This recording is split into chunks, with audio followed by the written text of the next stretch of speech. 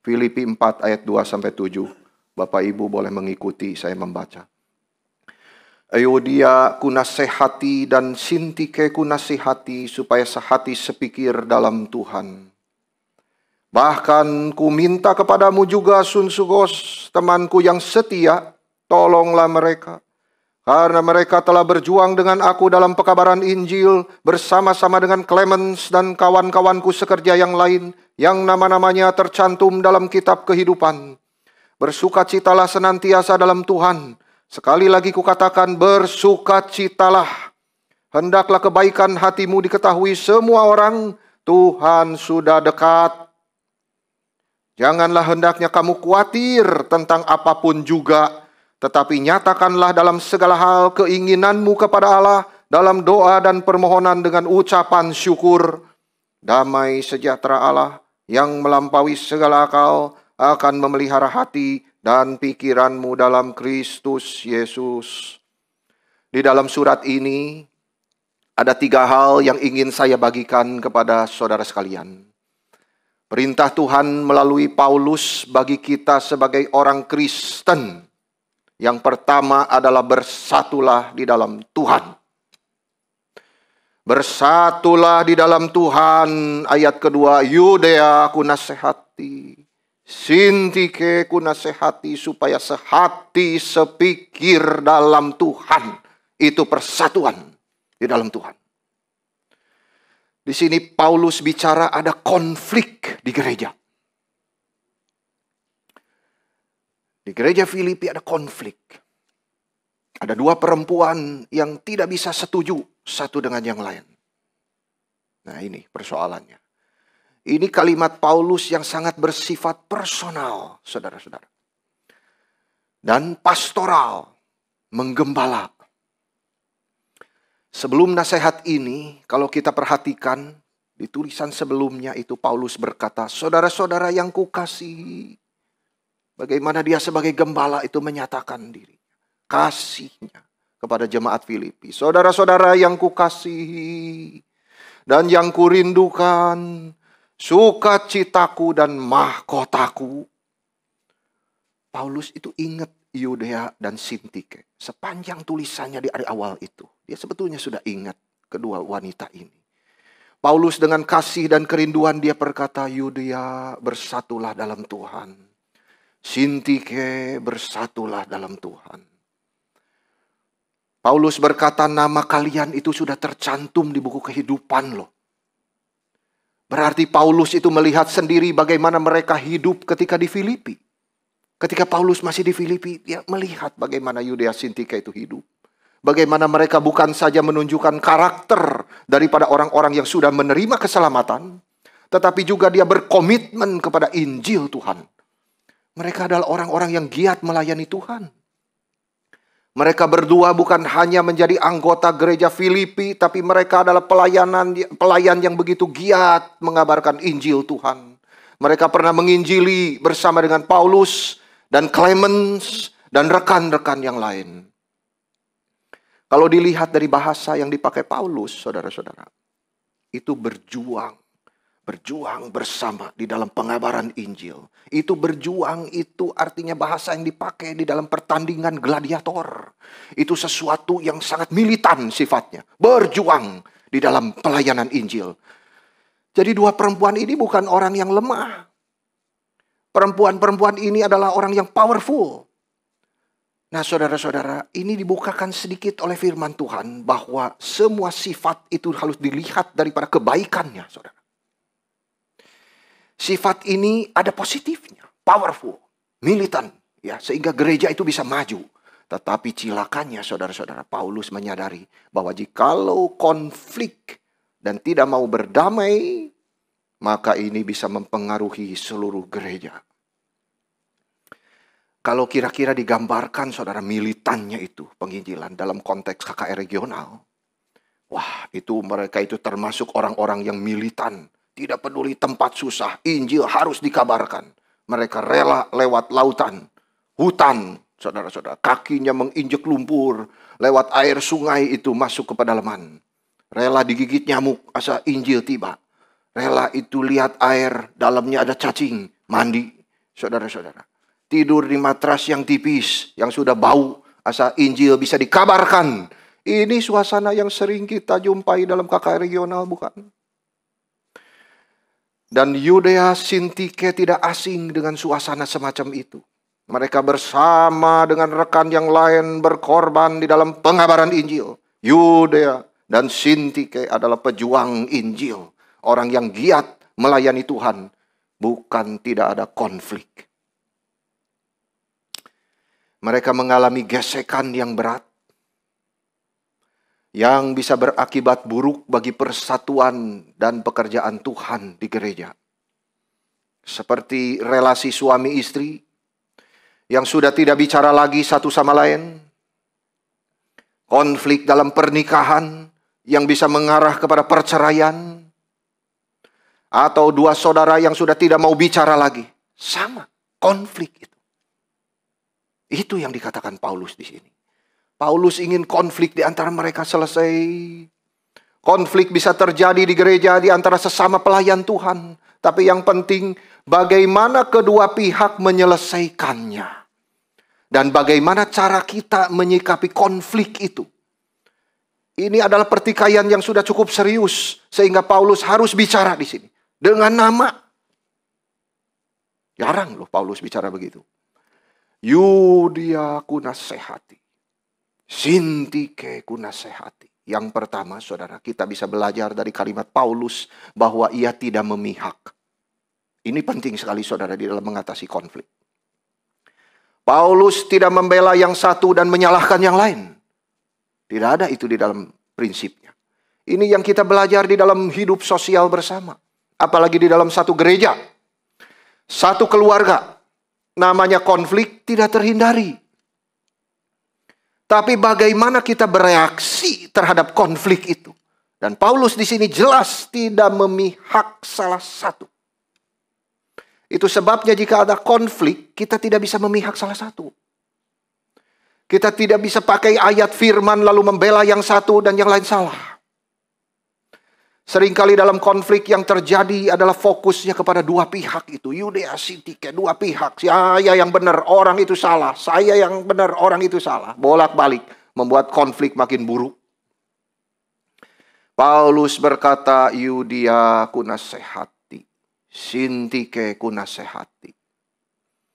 Saya percaya Paulus tahu betul apa persoalannya. Apa masalah yang dihadapi dua perempuan ini. Tetapi caranya Paulus menasehati itu sangat berbijaksana. Dia fokuskan keduanya itu kepada Injil. Jangan hanya fokus kepada dua pihak itu. Tapi ada yang ketiga yaitu Kristus. Di keluarga ada Kristus. Di gereja ada Kristus. Dia kepala kita. Kalau kita perhatikan dari sejak awal surat ini kita melihat nada bicara Paulus. Saudara kalau perhatikan ya. Yudea Sintike itu selalu ada di benak dia.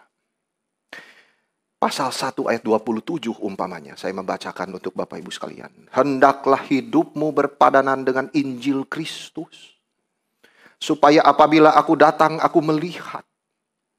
Aku melihat kamu tuh bisa gitu hidup sebagai orang-orang yang mencerminkan karakter itu. Bagaimana berpadanan dengan hidup Kristus. Jangan ribut, jangan bertengkar, jangan bertikai. Dan apabila aku tidak datang, mungkin dia harus mati di penjara Roma itu. Aku mendengar dari Epaphroditus yang sering datang membawa bekal untuk dia. Bahwa kamu berdiri di dalam satu roh. Dan sehati sejiwa berjuang untuk iman yang timbul dari berita Injil. Pikiran keduanya itu difokusin dulu. Dari awal, bijaksananya Paulus begitu. Firman Tuhan mengajar kita. Jangan fokus dua-dua ini. Lihat pekerjaan Tuhan. Berjuang untuk iman yang timbul dari berita Injil. Itu yang harus diperjuangkan. Sehingga ada kesatuan di antara dua ini. Saudara seringkali jika ada satu pertikaian. Apalagi mereka ada rekan sendiri. Sama-sama berjuang di dalam pelayanan. Ada kesulitan yang dihadapi. Kalau kita itu mau menasehati.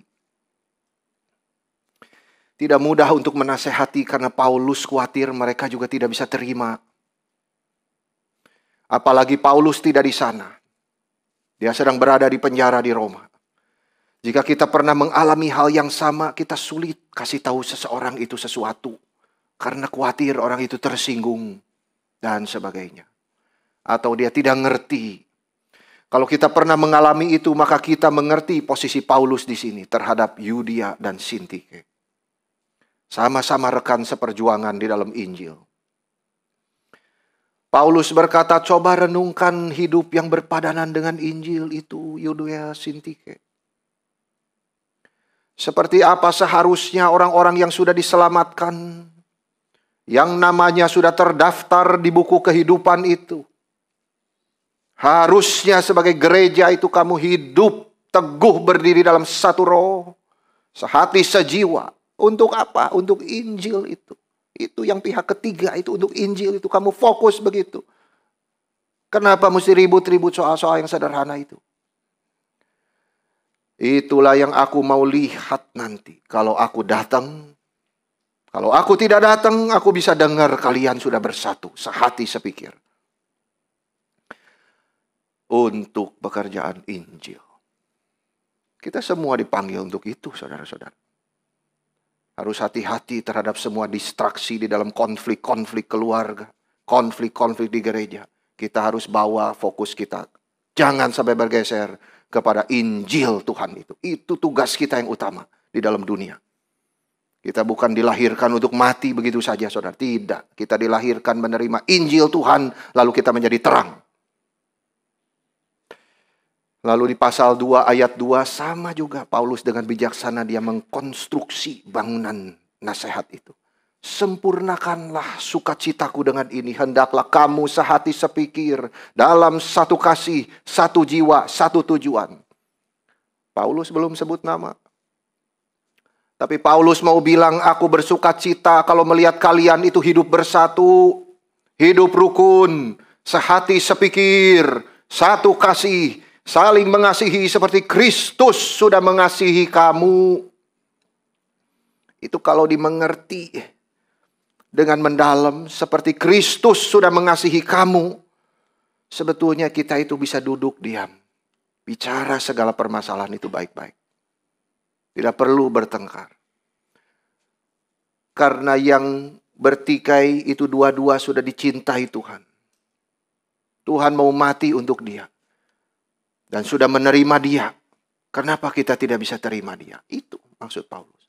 Satu kasih, saling mengasihi seperti Kristus sudah mengasihi kamu. Satu jiwa, punya satu tujuan yang sama, yaitu pelayanan Injil itu. Dan tulisan-tulisan Paulus yang lain di pasal 2 menandakan gereja harus bersatu. Gereja yang bersatu itu ditandai kalau Yudia dan Sintike itu berhenti bertikai. Harusnya ada penghiburan kasih, ada persekutuan roh, ada kasih mesra, ada belas kasihan. Itu sebab janganlah kamu mencari kepentingan sendiri atau puji-pujian yang sia-sia.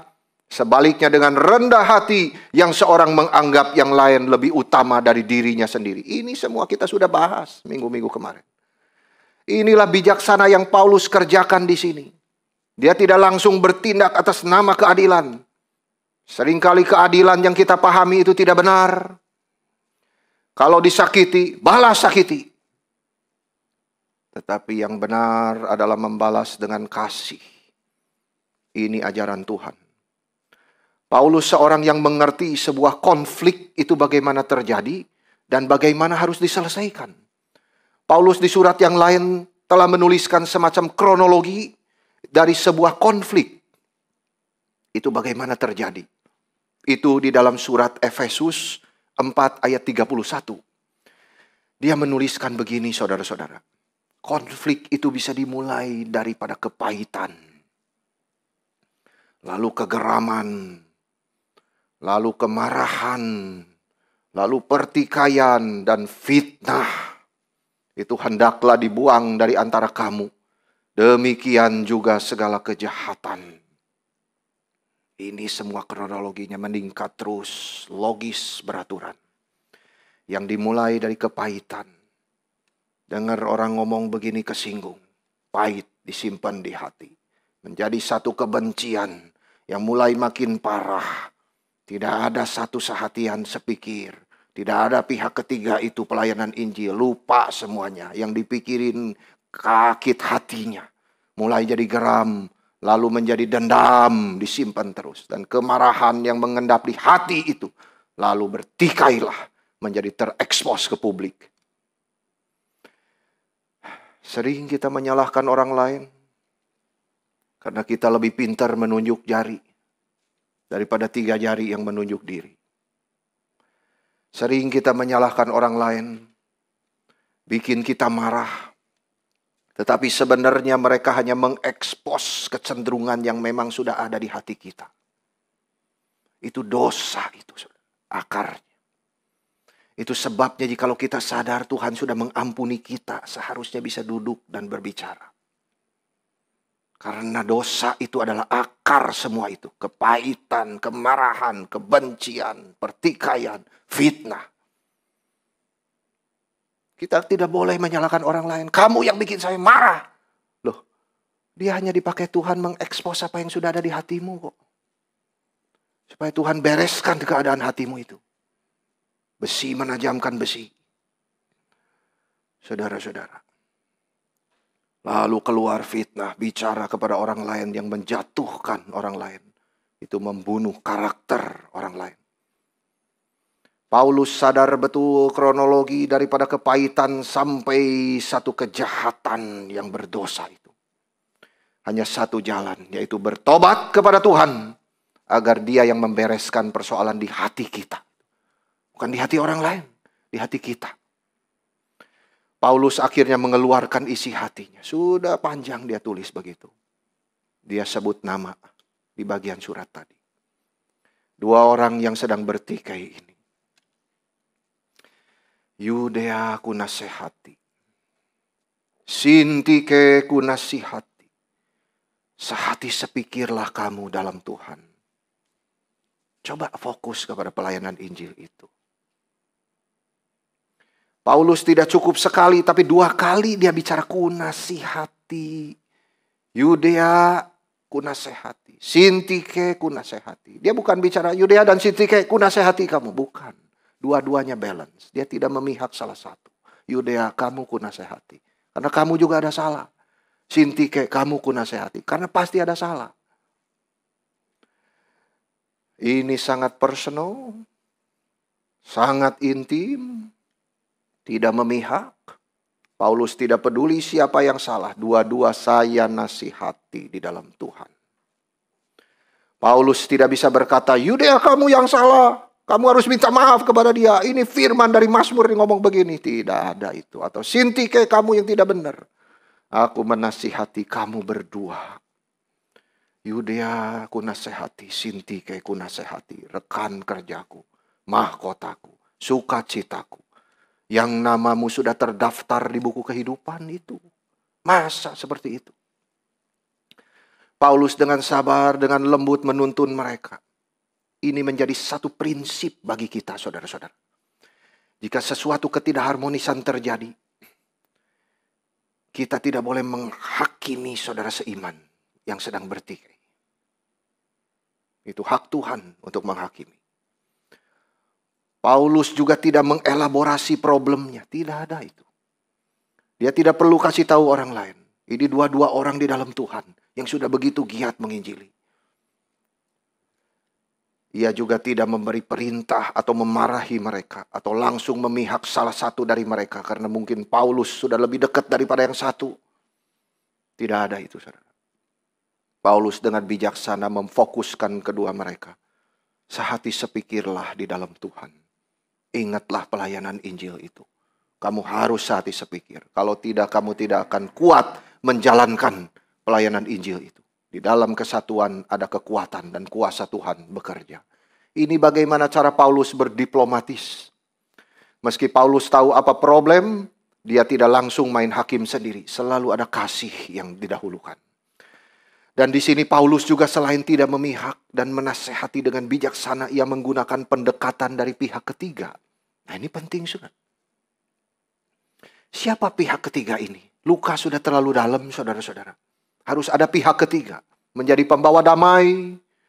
Paulus sadar Yudea Sintike membutuhkan orang lain. Itu sebab ayat ketiga, bahkan ku minta kepadamu juga Sunsugos, temanku yang setia. Tolonglah mereka,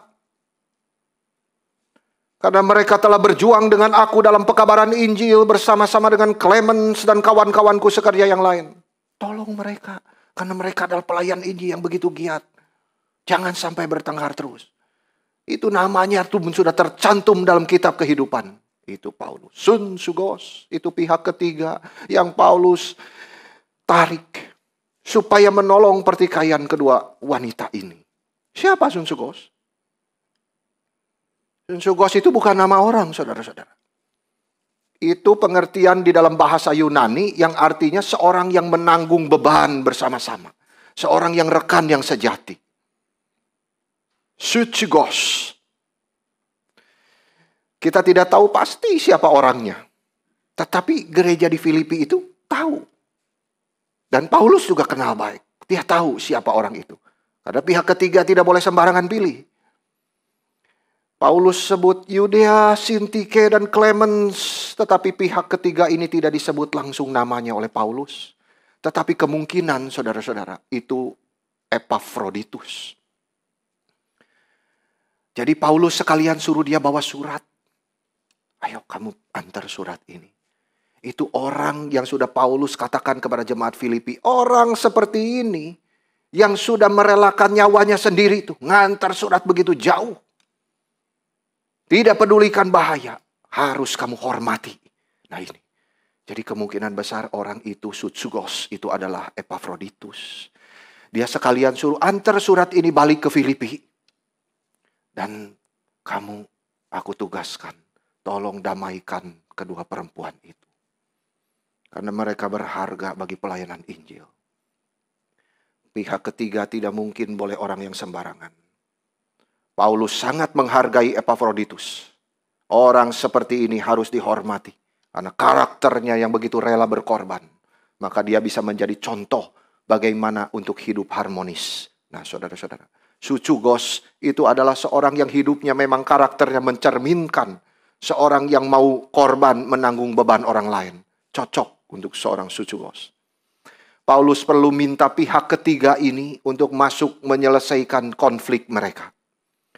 Dan Paulus menyebut Clemens. Kita tidak tahu siapa Clemens, tapi punya pengaruh juga. Dan pernah kerjasama. Mereka bekerja bersama-sama, bergumul bersama dalam pekerjaan Tuhan. Yudea, Sintike, Clemens adalah satu grup evangelization. Kalau mereka konflik, pasti pelayanan Injil akan terganggu. Itu distraksi, harus kita hati-hati saudara-saudara di dalam melayani Tuhan. Persatuan sangat penting di dalam tubuh Kristus. Paulus berkata, sehati sepikirlah kamu di dalam Tuhan. Yudea ku nasihati, Sintike juga ku nasihati. Kalian harus sadar Tuhan mengasihimu. Dan pertikaianmu itu sudah diketahui semua orang lain. Ini publik sudah tahu. Dan itu buruk, itu tidak akan membawa kemajuan bagi pelayanan Injil. Stop, berhentilah di dalam Tuhan. Saudara-saudara, jika di antara kita ada juga Yudea, ada Sintike, pikirkanlah persatuan dalam Tuhan. Demi pekerjaan Tuhan itu bisa terus maju. Kita boleh menjadi terang Tuhan. Berhentilah bertikai. Baik di gereja, baik di keluarga. Cari perdamaian di dalam Tuhan yang sudah mengasihi kita. Paulus menasihati mereka untuk hidup di dalam harmonis. Perdamaian itu harus diusahakan. Di dalam Kolose 3 ayat 12-13. Paulus bilang begini. Karena itu, sebagai orang-orang pilihan Allah yang dikuduskan dan dikasihinya. Lalu dia memberikan contohnya. Apa tandanya orang-orang yang sudah namanya terdaftar itu? Begini. Kenakanlah belas kasihan, kemurahan, kerendahan hati, kelemah lembutan, kesabaran. Sabarlah kamu seorang terhadap yang lain. Ampunilah seorang akan yang lain apabila yang seorang menaruh dendam terhadap yang lain. Sama seperti Tuhan telah mengampuni kamu, kamu perbuatlah juga demikian. Ini bukan satu doktrinal. Ini praktis. Harus dikerjakan perdamaian itu. Yang harus kita kerjakan ketika kita konflik itu, cari persatuan itu. Di dalam Tuhan yang memberi kita kekuatan. Kita tidak mau memupuk satu perasaan sehingga menjadi dendam. Tuhan bilang kesusahan sehari itu cukup sehari, jangan dibawa besok. Kalau ada perkataan orang menyinggung, cukup satu hari itu, tidak boleh dibawa besok. Sudah selesai di situ. Besok kamu sudah manusia yang baru. Lakukan kehendak Tuhan yang baru. Itu sebabnya ada nasihat di dalam firman Tuhan. Jangan biarkan matahari tenggelam sebelum kamu berdamai. Karena setan akan memakai segala macam singgungan itu menjadi distraksi bagimu. Dan menyimpan di dalam hati. Menjadi kebencian, dendam, akhirnya pertikaian, terekspos ke publik, menjadi kejahatan dan fitnah sebagainya. Saudara-saudara, itu sebabnya Paulus berkata, sehati sepikirlah di dalam Tuhan.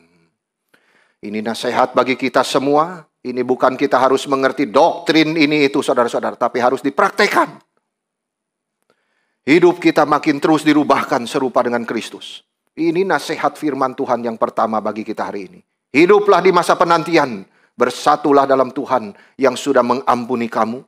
Berdamai satu dengan yang lain, jangan menaruh dendam, ada belas kasihan, kerendahan hati, yang seorang pentingkan yang lain demi pekerjaan Tuhan. Inilah persatuan yang harus ada dalam relasi kita bersama, baik di dalam gereja, di keluarga, dan di masyarakat. Di dalam persahabatan dalam Tuhan. Dan di mana ada persatuan dalam Injil, maka Tuhan akan memberkati kita. Maka hasilnya dari persatuan dalam Tuhan ini, saudara, ada dua hal yang harus kita kerjakan. Jadi yang ke satu poinnya adalah bersatulah dalam Tuhan. Ini menghasilkan dua poin lagi. Adalah bersukacita di dalam Tuhan. Ini ayat keempat Paulus tuliskan. Bersukacitalah senantiasa dalam Tuhan. Sekali lagi kukatakan bersukacitalah. Ini nasihat bersukacita ini sudah kurang lebih 13 kali di surat Filipi, saudara. Cukup banyak. Terus berkali-kali Paulus nasihatkan. Bersukacita, bersukacita. Berarti betapa pentingnya bagi orang Kristen itu untuk bersukacita. Di dalam kalimat ini saja 2 kali. Bersukacitalah senantiasa dalam Tuhan. Tidak cukup. Sekali lagi bersukacitalah. Ada sukacita ketika orang yang terhilang kembali. Kalau kita mau elaborasi sedikit pikiran Paulus itu. Sukacita kalau orang yang terhilang itu kembali. Kalau saudara melihat orang Kristen bertobat di dalam penginjilan yang saudara lakukan. Kalau saudara bisa membawa orang Kristen datang ke gereja, melihat matanya, itu bahagianya tidak bisa dibayar pakai uang seberapa besar pun. Saudara-saudara, itu jiwa manusia Tuhan bilang itu. Apa artinya satu jiwa itu dibanding? Apa artinya seluruh dunia itu dibanding satu jiwa? Itu nilainya jiwa itu di mata Tuhan. Sangat mulia, sangat besar. Kalau kamu bisa membawa satu jiwa ini kepada Tuhan, sukacitalah kamu. Tidak bisa dibanding dengan seluruh pendapatan pencapaianmu seluruh dunia ini. Satu jiwa. Lalu ada sukacita juga ketika kebutuhan kita itu terpenuhi. Ada sukacita ketika kita itu bisa dipakai untuk melayani Tuhan. Itu surat Paulus.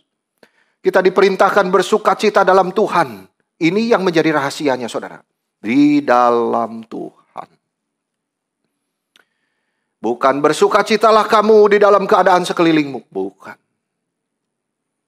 Karena tidak mungkin kita bisa bersukacita dalam keadaan sekeliling. Banyak kecewa, banyak putus asa, semua berubah-ubah keadaan sekeliling. Tapi sukacita itu gaib. Supernatural. Sukacita itu dari surga. Bukan dari dunia ini, saudara. Kita bersukacita karena mengetahui siapa Tuhan. Jadi kalimat bersukacitalah dalam Tuhan, itu rahasianya. Apa artinya dalam Tuhan ini? Ada dua hal. Yang ke satu, kita harus mengerti siapa Tuhan kita. Dan yang kedua, kita harus mengerti apa yang Dia sudah kerjakan. Gitu. Yang pertama, kita diberitahu karakter Tuhan. Siapa Tuhan itu? Di dalam Tuhan, siapa Dia? Karakter Tuhan itu sendiri yang berdaulat. Kita teologi reform sangat menekankan kedaulatan Tuhan. Saudara-saudara, Tuhan itu berdaulat artinya. Apa artinya Tuhan berdaulat itu? Sovereign God. Ia duduk di atas tahta itu yang memerintah. Ia yang berkuasa yang begitu besar. Ia yang mengontrol semua yang terjadi. Ia bukan pencipta dosa dan kejahatan. Ia bukan juga, saudara-saudara, adalah seseorang yang menciptakan sesuatu kejahatan yang terjadi di dunia. Tetapi ia menahan kejahatan untuk tidak menjadi sejahat-jahatnya. Ia yang mengendalikan seluruh hidup kita. Bahkan ia yang menggunakan kejahatan itu menjadi kebaikan bagi kita. Oh saudara-saudara, alangkah tenangnya orang yang mengerti teologi semacam ini. Tuhan yang berdaulat itu. Tuhan yang memerintah atas hidup kita. Itu bukan jadi menakutkan. Kalau iblis yang memerintah itu cilaka. Itu sangat menakutkan, saudara. Tetapi dia tidak pernah kerja apapun tanpa seizin Tuhan. Tuhan yang memerintah, Tuhan yang mengontrol. Memberikan ketenangan buat jiwa kita. Jadi jangan takut. Bahkan kita dijahati orang lain sekalipun, Tuhan bisa merubahnya menjadi kebaikan bagi kita. Amin, saudara. Itu kuasa daripada Tuhan yang berdaulat. Itu sebab kita selalu bisa bersuka cita di dalam Tuhan. Kalau kita ngerti Tuhan kita berdaulat. Apapun yang terjadi di hidup kita, kita bisa bersuka cita di dalam Tuhan yang tidak pernah berubah. Karena siapa Tuhan kita?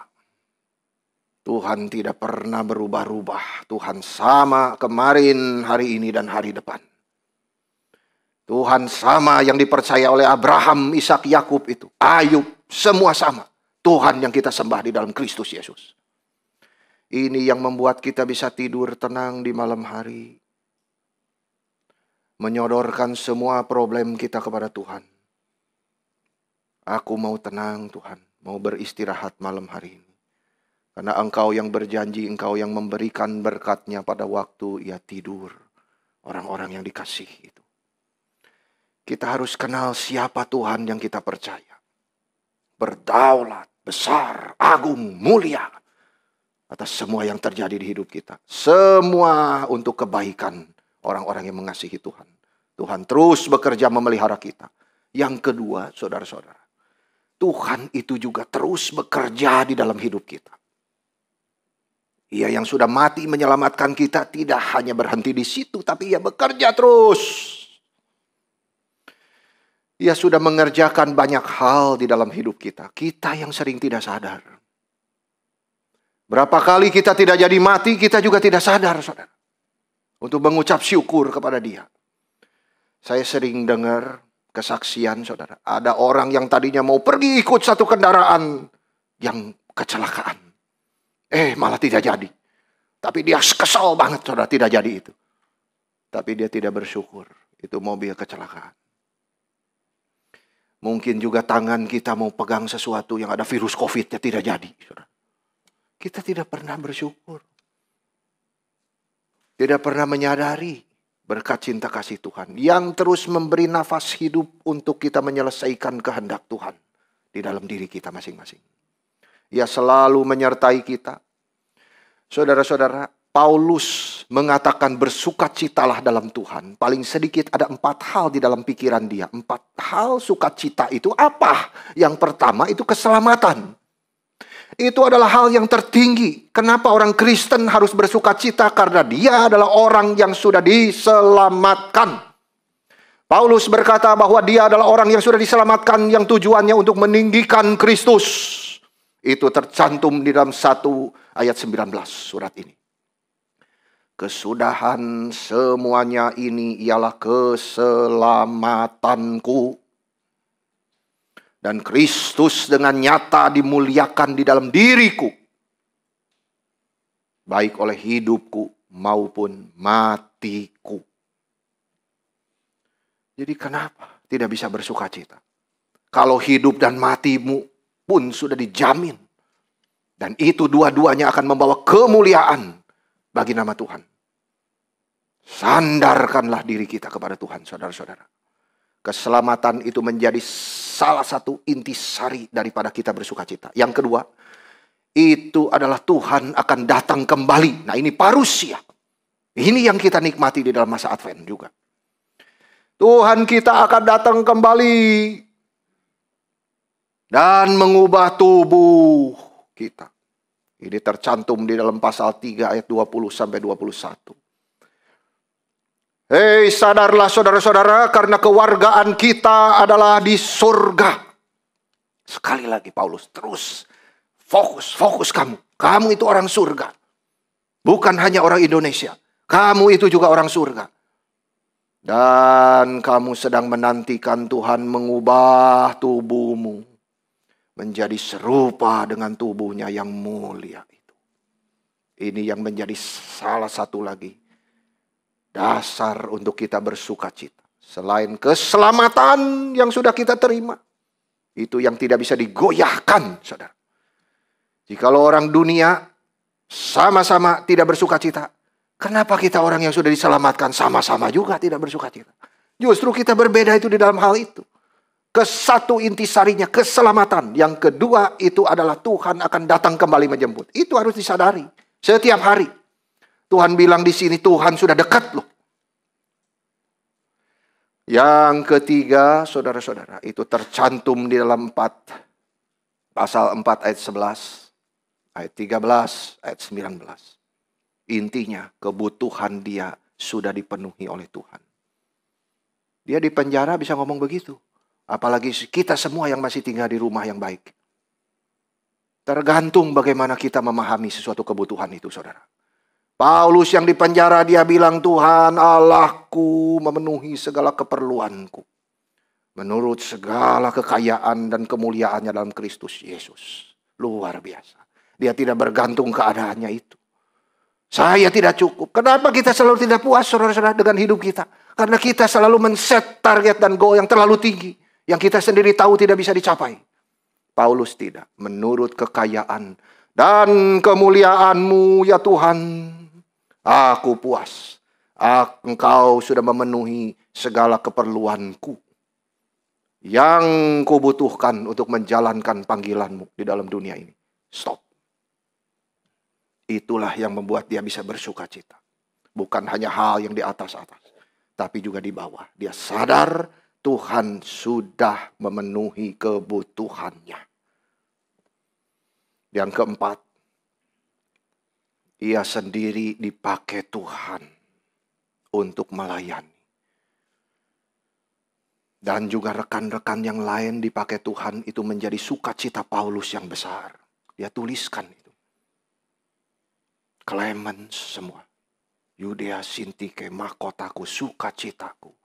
Melayani bersama-sama. Tetapi intinya dia sendiri dilayakkan Tuhan untuk melayani dia. Kalau saudara perhatikan, Paulus beberapa kali menuliskan, akulah yang paling hina. Di antara semua rasul, aku yang paling berdosa. Kenapa saudara? Karena aku telah menganiaya jemaat Allah. Dia selalu ingat dosanya masa lalu. Tetapi ingatan itu, saudara-saudara, dia bungkus di dalam anugerah Tuhan. Yang mengakibatkan dia bisa berdiri. Tuhan masih melayakkanku menjadi saksimu. Meskipun aku pernah berdosa, tetapi Tuhanlah yang melayakkanku. Itu suara Tuhan, saudara. Tetapi kalau suara yang terdengung di kepala saudara, kamu sudah berbuat dosa begitu banyak, kamu tidak layak melayani Tuhan, itu suara setan. Saudara tidak boleh mendengarnya. Tetapi aku tahu, aku seorang penganiaya jemaat Allah. Tetapi cinta kasih dan anugerah Tuhanlah yang memampukan aku berdiri dan melayani Tuhan terus ke depan. Sampai kemuliaan Tuhan itu nampak. Itulah juga. Inilah yang menjadi kekuatan bagi Paulus untuk terus setia melayani. Meski dia tuliskan semua masa lalunya di berbagai surat, Filipi, di Galatia, di Korintus, aku seorang ini, aku begini, aku begini. Saudara-saudara, bisakah seorang tetap bersuka cita di dalam keadaannya, dosa masa lalunya yang menekan jiwanya? Bisa di dalam anugerah Tuhan, saudara-saudara. Atau ketika orang yang dikasihi meninggal dunia, bisa di dalam anugerah Tuhan. Ketika anak kita sakit, bisa di dalam anugerah Tuhan. Paulus sudah membuktikannya bagi kita semua. Karena cinta kasih anugerah Kristus yang memampukan dia di dalam pelayanan itu. Itu sukacita yang terakhir, yang keempat. Saudara, apa sukacita saudara di dalam dunia ini? Uangmu tidak akan dibawa ke kuburan. Hanyalah pelayananmu kepada Tuhan, itu yang dibawa. Berapa banyak jiwa yang sudah saudara pengaruhi akan Injil Kristus, itu yang akan mempengaruhi mahkota saudara. Kemuliaan yang saudara terima di surga. Coba lihat saudara-saudara, 4 ini. Keselamatan, Kristus datang kembali. Kebutuhanku sudah terpenuhi. Dan aku sendiri dipakai Tuhan. Aku mau bersuka cita di dalam Tuhan.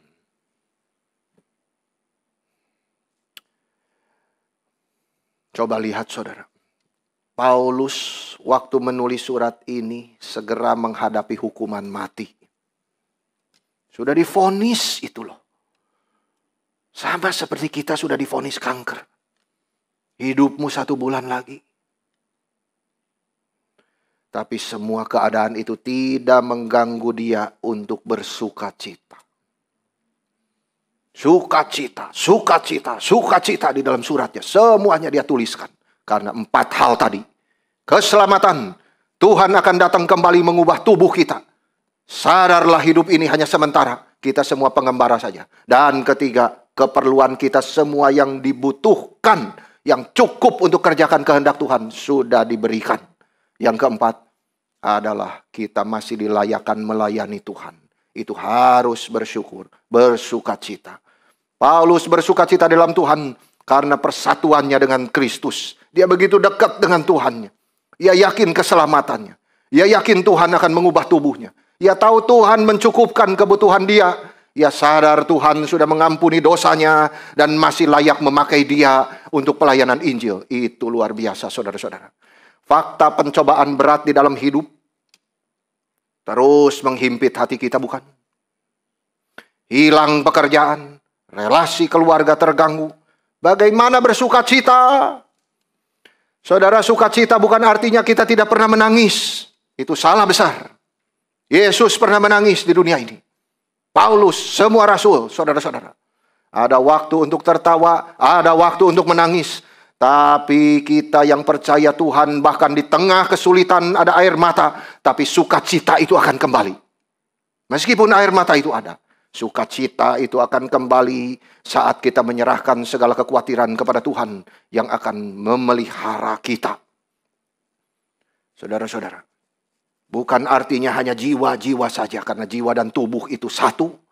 Itu sebabnya rekreasi itu perlu. Recreation, rekreasi. Hal seperti memandang pemandangan yang indah, saudara-saudara. Untuk menolong kita merenungkan dan memperbarui pikiran kita. Yesus itu sering dia naik ke atas bukit. Dia menyingkir daripada kestresan melayani orang banyak itu. Dia menyingkir sendiri. Menarik diri dari semua tekanan orang banyak itu. Dia menyendiri di situ untuk berdoa.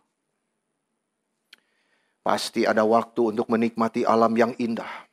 Itu semua karunia dari Tuhan. Semua kita kerjakan di dalam Tuhan yang mengasihi kita. Membawa kita bisa bersuka cita melihat cinta anugerah Tuhan yang besar dalam hidup kita. Sehingga Paulus akhirnya di ayat kelima. Hendaklah kebaikan hatimu diketahui semua orang. Apa maksudnya? Sesudah menasihati bersukacita dalam Tuhan. Hendaklah kebaikan hatimu diketahui semua orang. Kalau begitu saya sombong dong, kasih tahu saya baik ini, baik ini. Tidak, saudara. Itu semua motivasi, jangan senang menghakimi. Ya, kita belajar daripada firman. Kebaikan hati di sini artinya ini dilihat dari konteks Yudia Sintike yang konflik. Jangan begitu, Yudia Sintike. Harusnya ada jiwa yang lemah lembut. Ini kebalikan daripada nafsu kedagingan. Kebaikan hati di sini adalah kebalikan daripada nafsu kedagingan yang Paulus tuliskan di Galatia 5:19. Itu sebab kebaikan hati ini bisa kita mengerti, bisa kita terima dan resapi jikalau ada kontrasnya. Dan kontrasnya itu Paulus tuliskan di dalam Galatia 5:19. Percabulan, kecemaran, hawa nafsu, penyembahan berhala, sihir, perseteruan, perselisihan, iri hati, amarah, kepentingan diri, percideraan, dan roh pemecah. Semua ini adalah berlawanan dengan kebaikan hati di sini. Hendaklah kebaikan hatimu diketahui semua orang. Paulus tuliskan selanjutnya di Galatia 5. Itulah buah roh. Kamu adalah warga surga, orang yang sudah diselamatkan. Kamu punya buah roh yang adalah kasih, sukacita, damai sejahtera, kesabaran, kemurahan, kebaikan, kesetiaan, kelemah lembutan, dan penguasaan diri. Ini artinya kebaikan hati di sini. Ini yang menjadi tandanya seseorang yang sudah ada Roh Kudus di dalam hatinya. Roh Kristus yang memelihara hatinya. Dia punya kesabaran terhadap ketidakadilan. Tidak paksa apa yang menjadi haknya. Keramahan. Dia punya toleransi yang besar. Ini yang seharusnya keluar dari hati kita. Di dalam perjalanan kita menjadi serupa dengan Kristus. Kita mengingat, marilah semua kepadaku. Karena aku lemah, lembut, dan rendah hati. Hanya Kristus bisa ngajarin begitu loh. Tidak ada orang lain bisa. Saudara-saudara. Di dunia ini kita melihat kekejaman, kekerasan, percabulan. Tapi gereja harusnya menjadi terang di dalam dunia. Yang menyatakan kebaikan hati kita itu. Supaya diketahui semua orang. Melewati perkataan, perbuatan. Yang kita lakukan. Itu sebabnya sukacita itu. Hanya menjadi milik kita. Orang-orang yang sudah ditebus menjadi warga surga. Hanya kita yang bisa memiliki kemungkinan bersukacita. Tidak mungkin orang yang tidak ada Kristus di hatinya bisa bersukacita. Saudara-saudara, ini kita tidak boleh menipu diri. Sudah berkali-kali di Mazmur disebut, jangan iri orang yang sukses. Saudara-saudara, jangan kamu iri orang yang kelihatannya sukacita, gemuk, sukses. No. Saudara sedang tidak sadar mereka berdiri di tanah yang licin. Bukan artinya kita harus menderita terus hidupnya kusut. Bukan, saudara. Kita bukan orang yang memuliakan penderitaan. Tetapi that's the fact. Itu faktanya yang kita hadapi, saudara-saudara. Kita harus bersukacita itu. Sukacita itu milik orang yang percaya. Seharusnya kita melebihi daripada mereka yang tidak percaya. Itu, saudara, poinnya di situ. Karena semua orang yang percaya diuji demikian berat seperti emas itu dibakar terus. Saudara-saudara. Sampai keluar semua itu yang borok di dalam hatinya. Itu sebabnya saudara masih bisa bersukacita. Masih karena anugerah-Mu ya Tuhan. Sementara orang lain yang menipu dirinya di dalam gelimangan kesuksesan sukacita itu palsu dan menipu diri. Mereka tidak tahu saudara. Mereka tidak menyadari. Roh Kudus di dalam diri kita. Itu yang mengeluarkan semua sifat buruk itu. Supaya saudara bisa dirubah oleh Tuhan. Saudara-saudara. Harus diekspos dosanya itu. Barulah Tuhan merubahmu. Miskin di hadapan Allah saudara ingat. Itu adalah orang yang menyadari dosanya. Dia datang kepada Tuhan. Specifically. Apa dosanya? Kasih tahu sama Tuhan. Change me, Lord. Rubahlah aku Tuhan. Itu orang yang bisa bersuka cita. Yang genuine, asli bersuka cita. Itu adalah orang yang menerima anugerah Tuhan. Untuk dia di dalam hidupnya terus membakar dirinya seperti emas.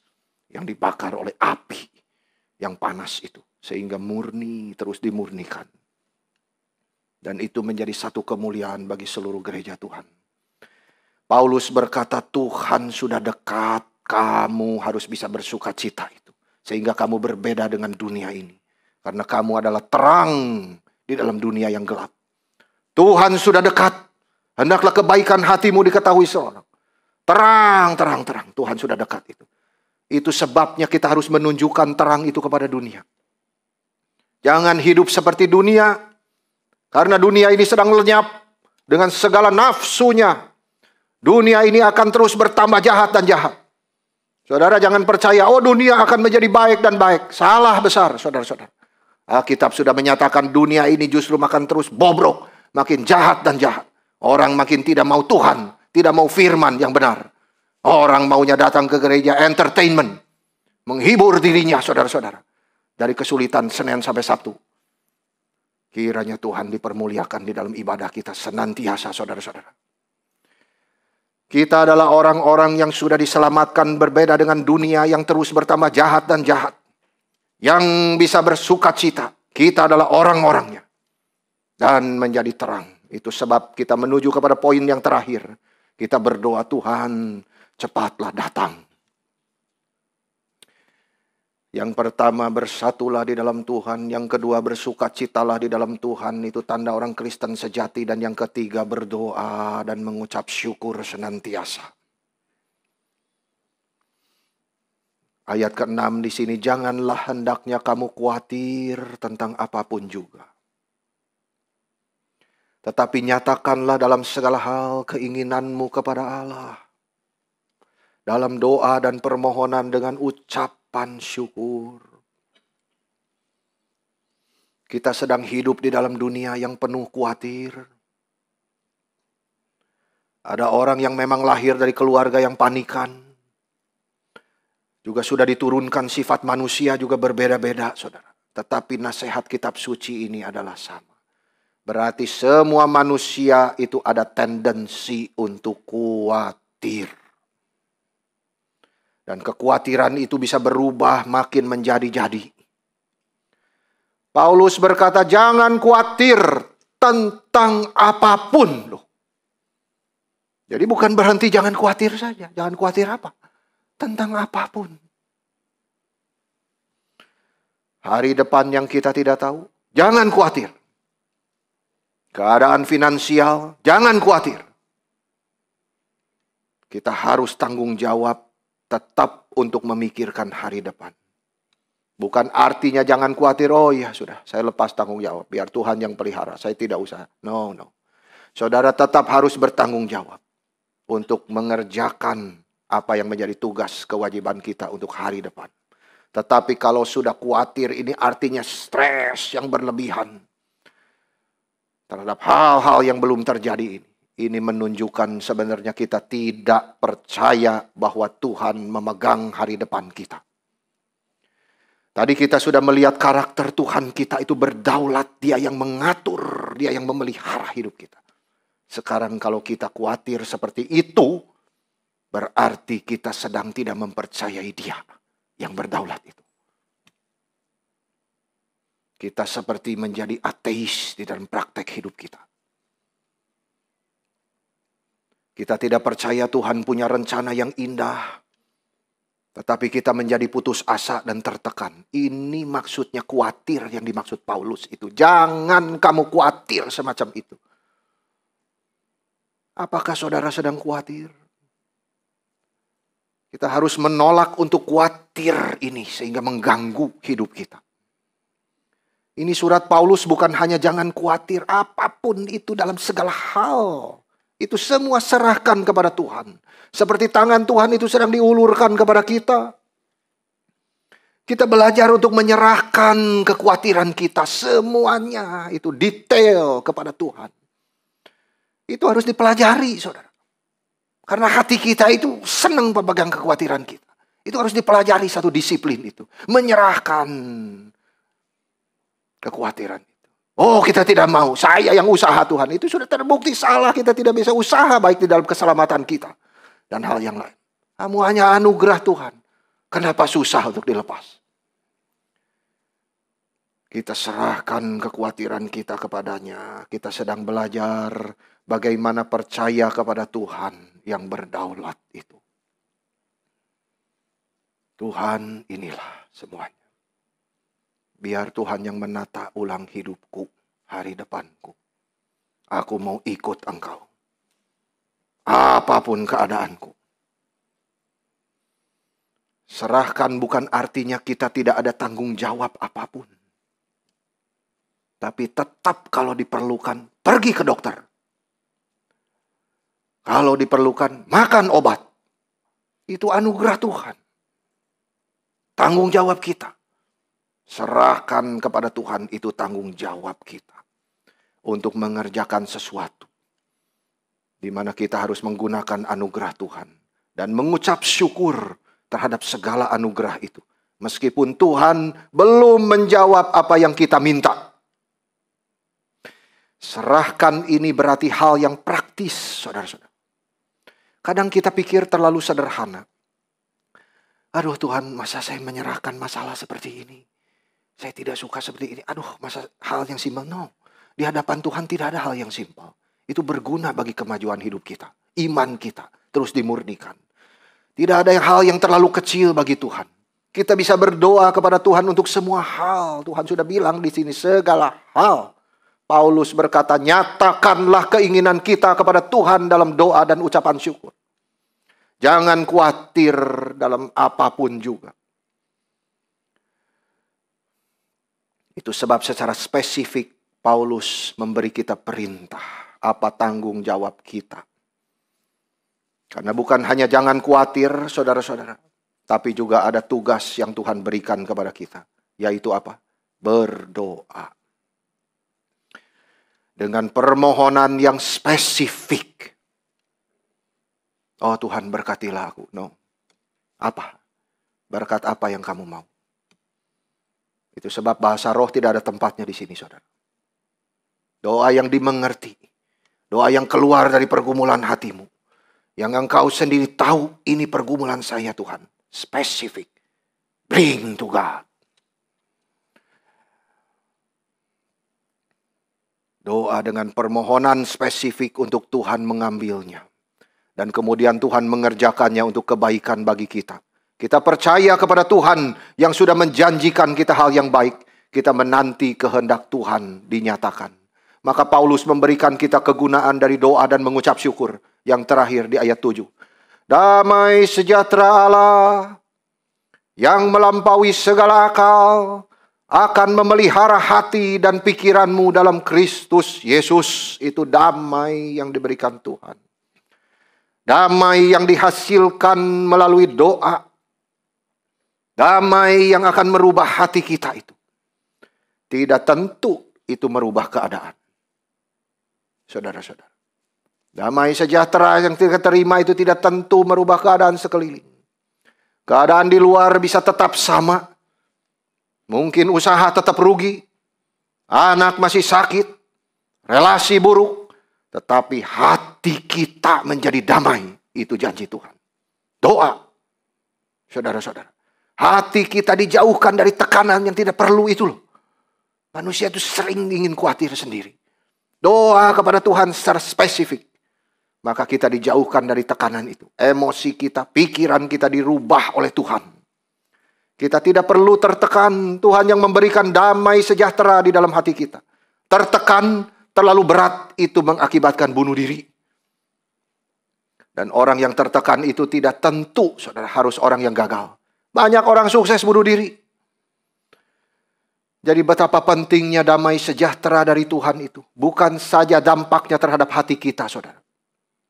Jikalau kita meminta damai sejahtera, itu juga berdampak kepada kesehatan kita. Ada hal-hal tertentu yang mungkin membuat kita kecewa, sakit, biarlah ini menjadi peluang menjadi peluang bagi kita untuk mendekatkan diri kita kepada Tuhan. Dan melihat bahwa tidak ada kenyamanan yang sejati di dunia ini kecuali kita melihat ke atas, kepada Tuhan.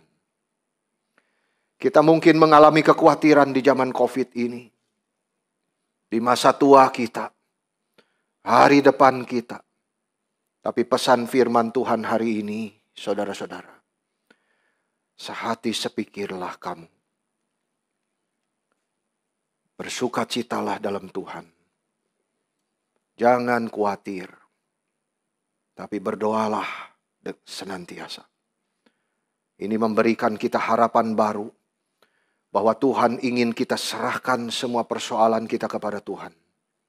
Baik itu konflik di dalam relasi, baik itu tekanan di dalam hidup. Itu tandanya kita percaya kepada pemeliharaan Tuhan yang berdaulat atas hidup kita. Dan kita mau mengucap syukur atas cinta dan anugerah Tuhan itu. Maka damai sejahtera dari Tuhan akan diberikan kepada kita. Sampai di sini kiranya Tuhan menolong kita semua.